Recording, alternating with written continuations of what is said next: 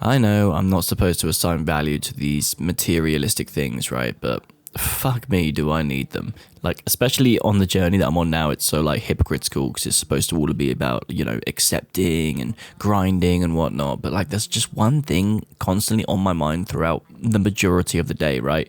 That's fucking moolah, baby. Like, literally just the other day, I was getting ready to leave for work, right?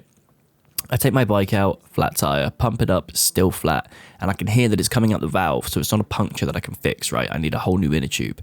My first thought wasn't, oh my god, I'm going to be late for work. My first thought was literally, fuck me, I got to buy a new inner tube, then I got to get an Uber to work, and then I got to get an Uber home, and now I can't go to the gym unless I Uber to the gym and then Uber home after that, which is even more money. Like, all of those things that I went through my head were all money related, all of them. I'm like when I'm shopping for food, like in the shops or whatever, I'm getting a meal deal or something. Do you think I'm looking for whatever food looks best? No, because if it says it's going to be £6 for a fucking sandwich, I ain't going to buy it, bruh. I'm looking for the best price. The same goes for when I'm on like Amazon, right?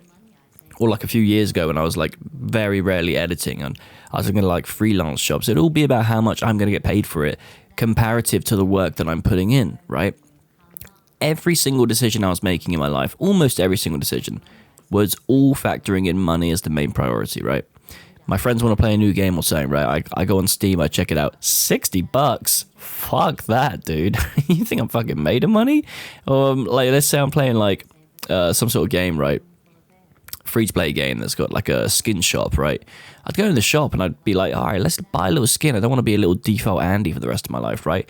Brother, some of these games are extortionate with their... Have you ever played Valorant? My god, I hate Valorant, by the way, but I played that for a while, bro. You go in the shop, they are literally selling gun packages for like 40, $50, dude. Fucking gun skins. Like, that would literally make me not even like the skins anymore. And when I saw somebody with those skins, I would literally go, ugh. Like, yikes. What the fuck, man? You spent $50 on that? League of Legends has some skins that you have to end up paying like $400 for. I'm not even kidding.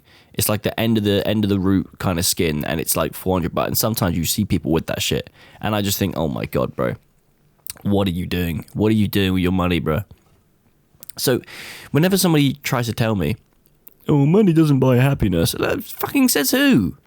Like, says who, bro? Like, yeah, maybe you can say that. I don't give a fuck what you say. Like, maybe not literal happiness. Like, sure, you can't go to a vending machine and withdraw happiness in like the literal sense of the word, sure, but it would make me pretty fucking happy to have a lot of money, I'd tell you that much. I genuinely feel like financial freedom must be one of the most like liberating feelings on the earth, right? To not have to stress about bills and groceries and emergencies. And like, just last year I had money saved up because I wanted to try and branch away from my fucking shitty job, right, and start, investing something into something online. But then my cat decided to RKO himself off a tree or something. I don't know what happened. It was like 2 a.m. I heard a massive crash in the garden. He comes in limping, take him down to the vet. They're like, oh yeah, we can fix him, but it's going to be like 3 or 4 grand. I was like, fuck, man. Like, it's either that or, they put him down, which obviously I wasn't going to say yes to. So, like, thank the Lord I had that money saved up, bro, because it came in fucking clutch, right? We could pay off half and then we got installments for the rest of it. If I didn't have that money saved up, could you imagine, like, how bad that would have been? Like, dude, that would have been the most, just because I was poor, like, I would have to, like, let go of a pet. That would have fucking crushed me, bro. I'm not going to lie.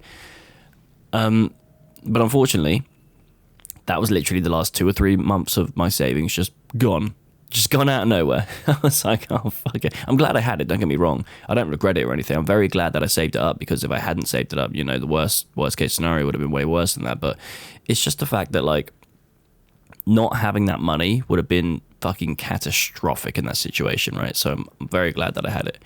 Like, just imagine just imagine being able to go out, right, and just like not checking the price on anything and just buying whatever the fuck you want. Like, maybe that sounds kind of like narcissistic, I guess, in a way, or like materialistic, which, yeah, I guess it kind of is, right? There's no real denying that. But like, bro, I don't care. I don't think I care, man. I think that's my goal. Like, that's what I want to be. I want to just go out and never worry about financial things like ever again, right? Now you may be asking, wow, Jimbo, you got some pretty big fucking dreams considering you work a minimum wage job, right? Why don't you just get a real job, like a proper 9 to 5?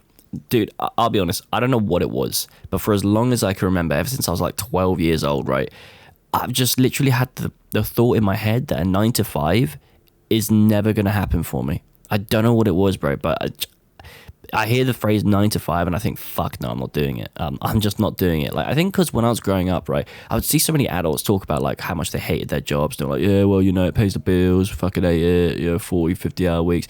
And then I was just there like, well, why then? Why would I want to follow that? I don't want to fucking do that either. Like, what the fuck?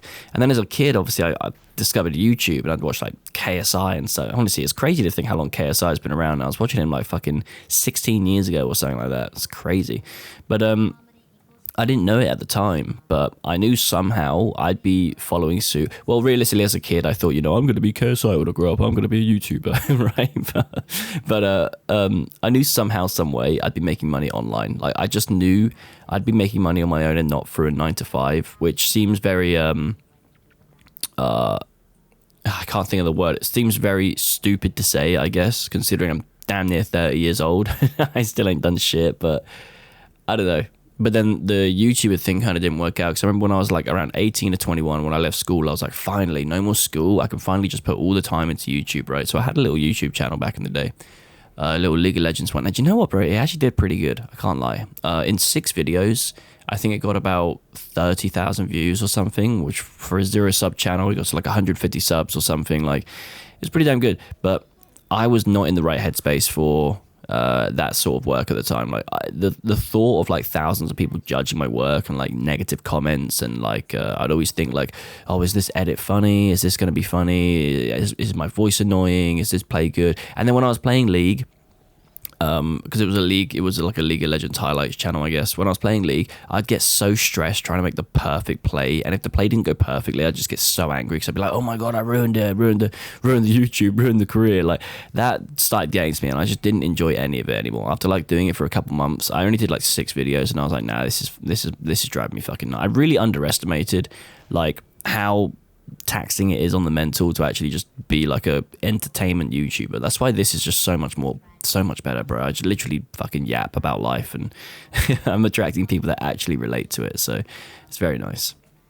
But anyway, that was a very narrow-minded way of looking at it, right? There's a plethora of ways to make money online, so this is my new vow, right? After the 100-day challenge and after my holiday, for the first time in my damn near 30 years of life, brother, I'm going to start taking money a bit more seriously, right? I'm going to save every penny I can from my shitty little job, and I'm going to work on something online. I don't really know what yet, but I just know for a fact I refuse to enter my 30s still broke. Like, I refuse to do that, bro. There's no way I can do that. And to be honest, I don't really know if this video is going to be relatable for most of you guys, but it's just something that's been on my mind lately, so I thought, you know, that's the whole point. I should probably share it, right? Now, don't worry, I'm not going to go out and become some soulless money fiend. I'm not going to start selling you guys programs. if I ever start doing that, just fucking call me out. Don't worry, I'm not going to do that. Don't worry about it. Anyway, that's basically it for today, boys. So I'm going to love you and leave you. It's been your boy, Big Old Jimbo. Let's get fucking rich together this year, man. Let's fucking do it. Peace.